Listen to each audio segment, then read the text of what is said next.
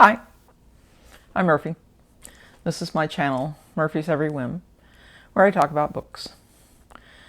Because I love to talk about books. But today, I want to talk about, besides talking about short stories, I want to talk about the barriers to doing what we love.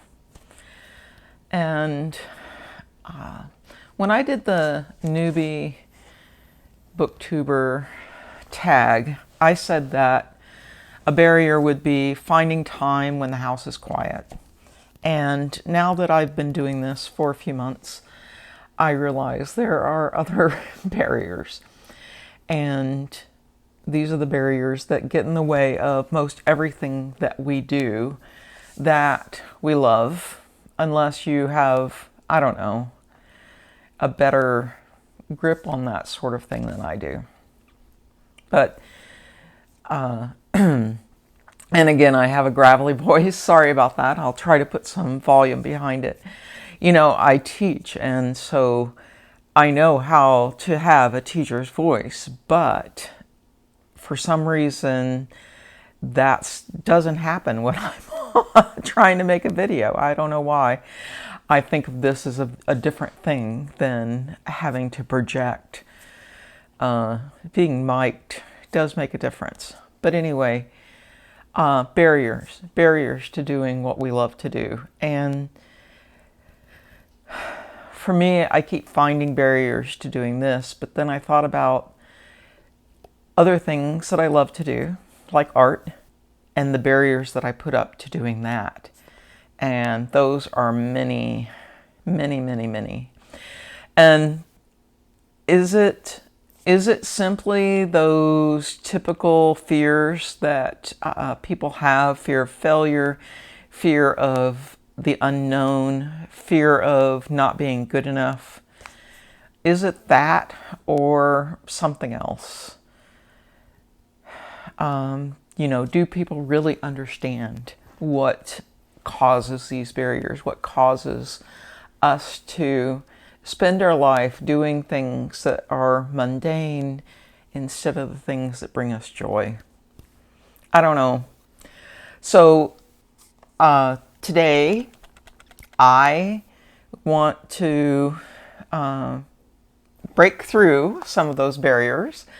And for me, by the way, what are some of those barriers? One, I feel like the light has to be perfect. And since I have an unusual sleeping schedule, I am not always awake when the sun is in a good place. So I need to break that barrier by finding a different way to have good lighting, or at least what I think is good lighting. Maybe I'm wrong about what makes good lighting.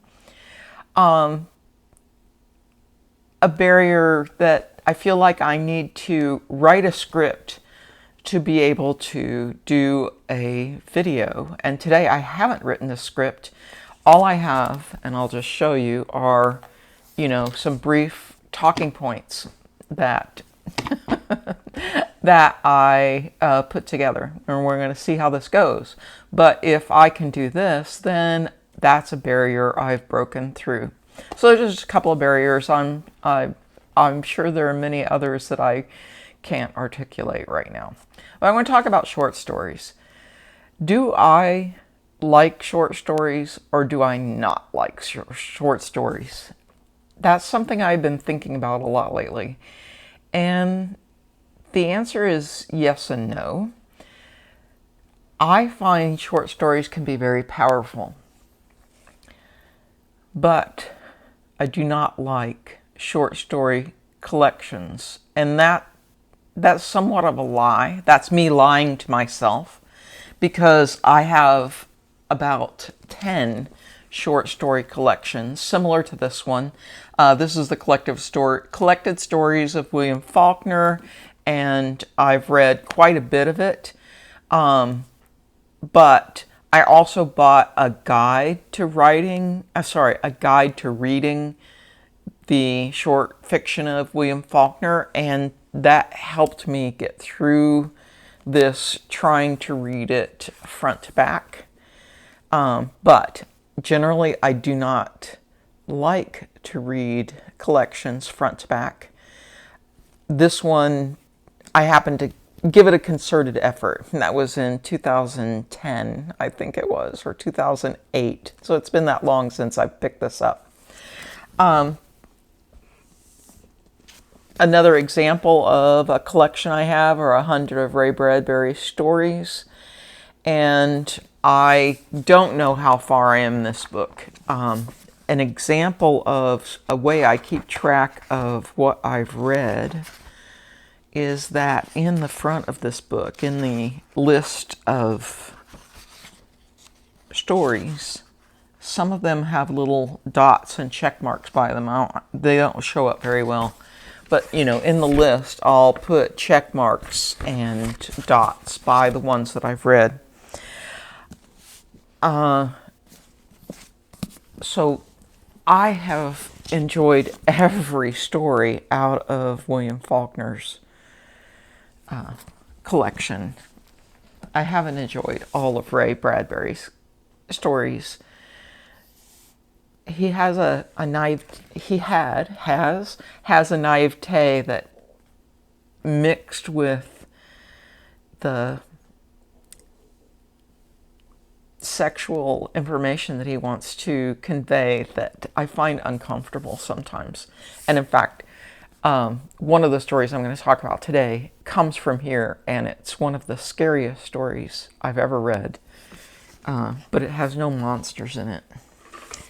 So another example, the collective stories of Eudora Welty, which I love Eudora Welty, but I'm not very far into this book at all. So why don't I like collections? And why do I like short stories? Short stories can be very powerful. I think that, like a poem, you need to put yourself into and allow the short story to take over your feelings yourself. And reading story after story after story in a collection numbs you to that experience. And so I like reading short stories, but I like reading just one or maybe just a few at a time. I prefer reading short stories from a book like an anthology, where the short stories are mixed in with poetry, novellas, essays, other reading, when the stories are not all by the same author in a row. You're able to switch from story to story more easily.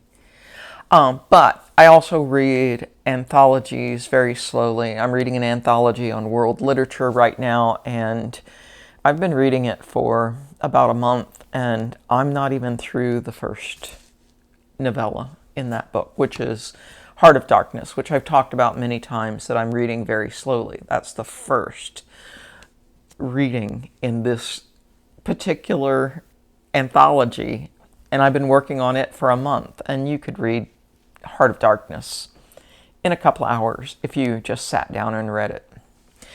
So I like anthologies better. I tend to read anthologies more slowly, and for that reason I'm able to really spend time emotionally with the story.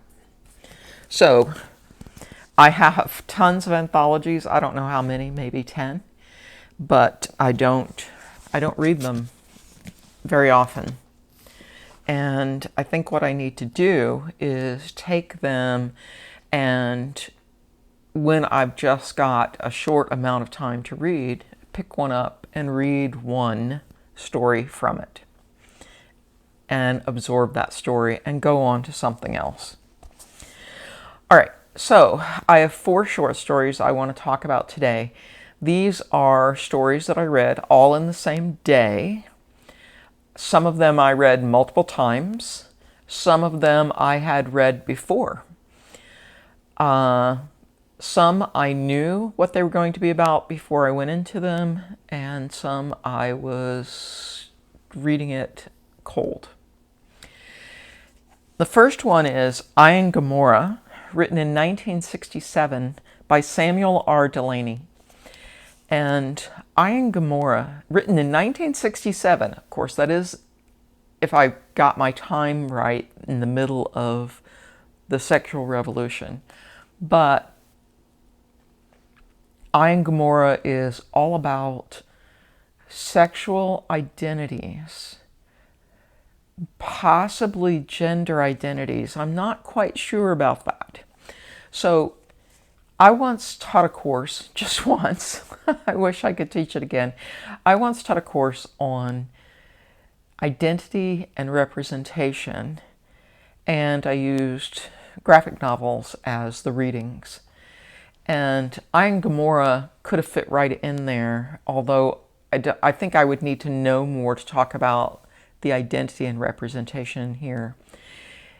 This is a short story that's hard to read. It's like you jump in the middle of something and you don't know what's going on. And in fact, having read it twice, I'm still not quite sure what's going on. I saw someone say it had to do with time travel, but I didn't see the time travel in there. I saw travel, possibly very quick travel, like instantaneous travel from one location to another. And I also saw slow travel, where they were in a truck going from Matamoros to someplace in Texas that I can't remember.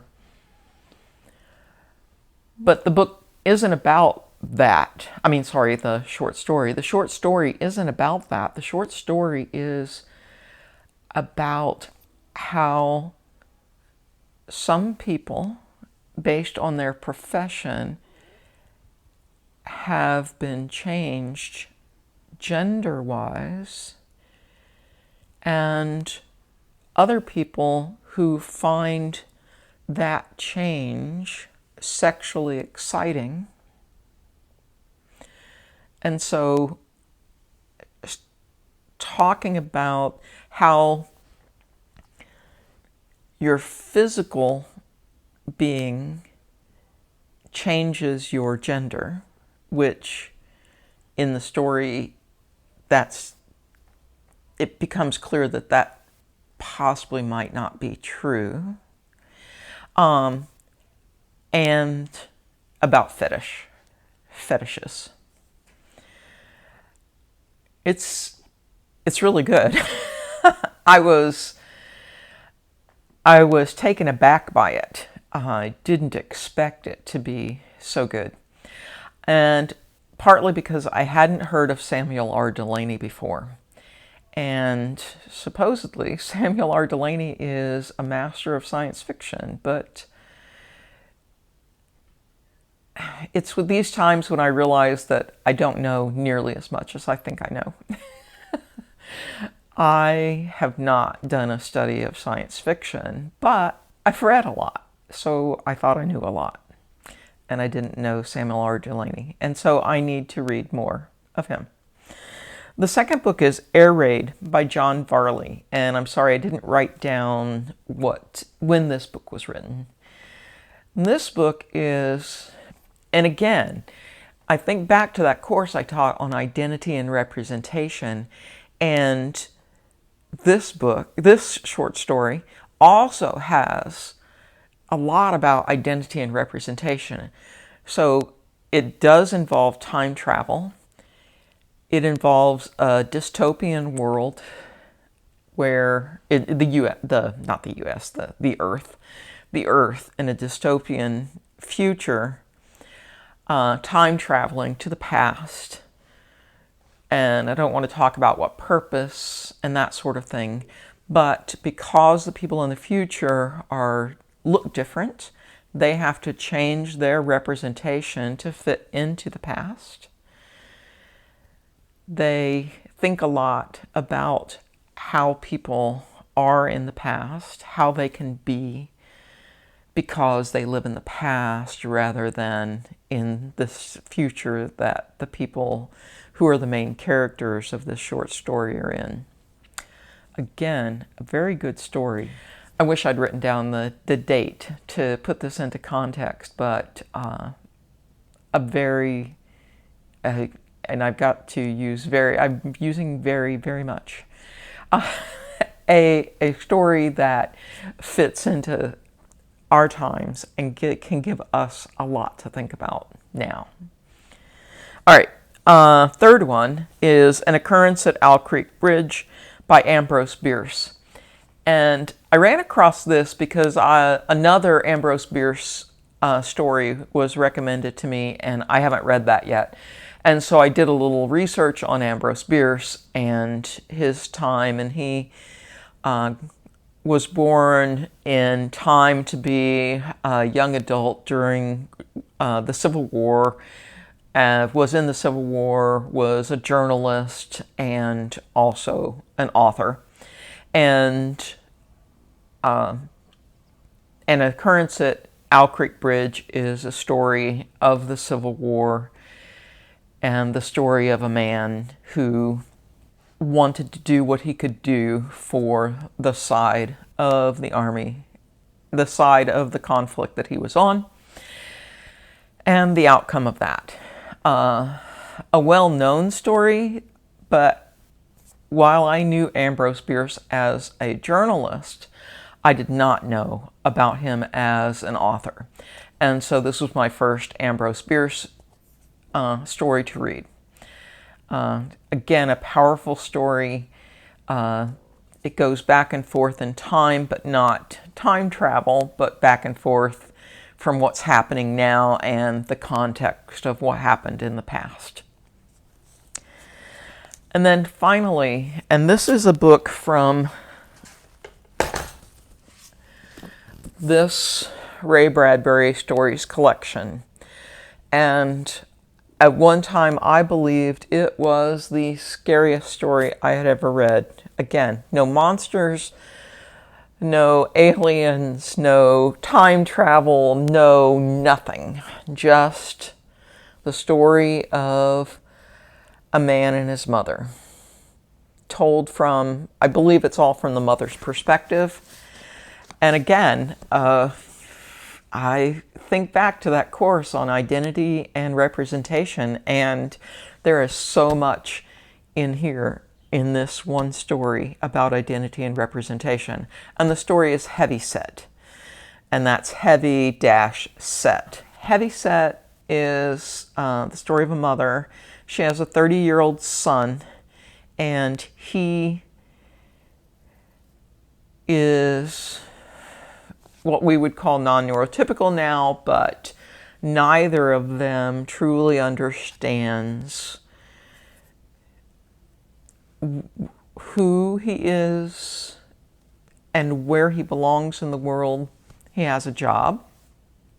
He works out. He's very athletic. He is also talented in that he can make his own surfboards. He lives on the they live where he can surf. In fact, their house is on a beach, and he has admirers who admire him for his athleticism, but he cannot maintain a relationship. He has difficulty with relationships. Why is it scary? The scary part is their lack of true communication.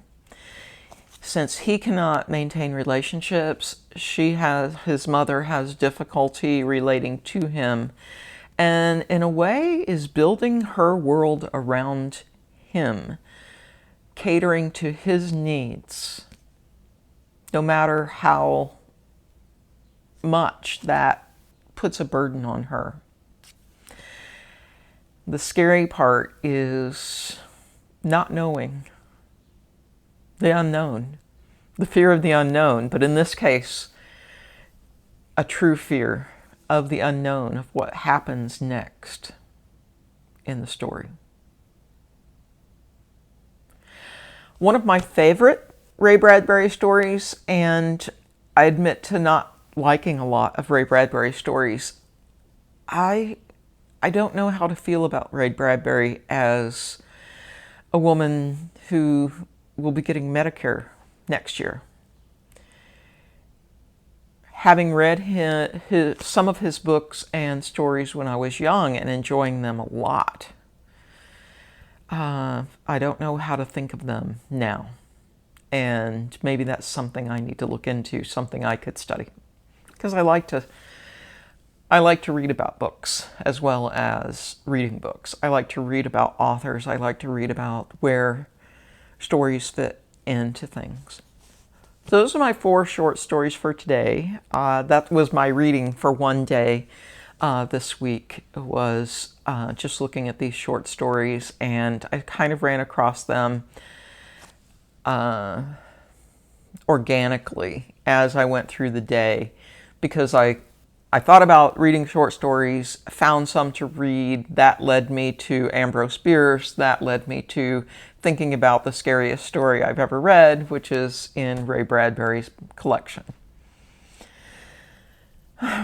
Okay, so that's it. By the way, it's afternoon.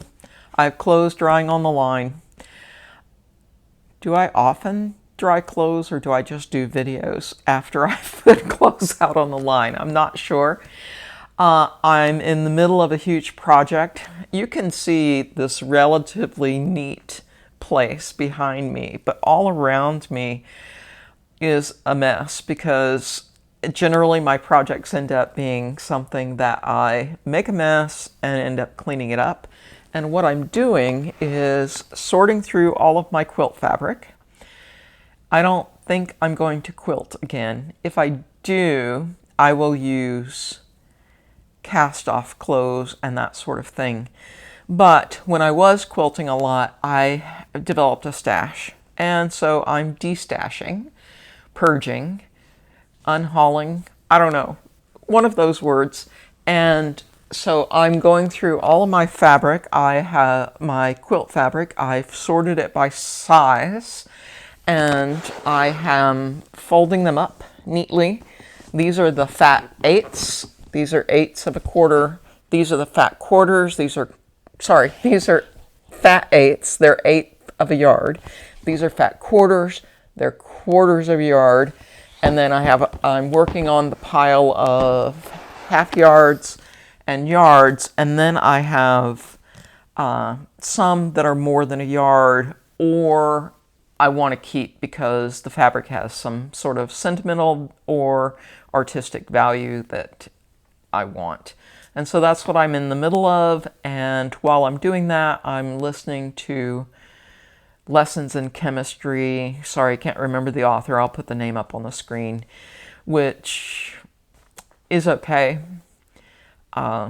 It was recommended to me by some of my science friends, but it's not what I thought it would be. And I'm about halfway through. I'll finish it, but it's a good listen for when I don't need to pay attention to anything. So anyway, that's it. I will see you next time. Take care.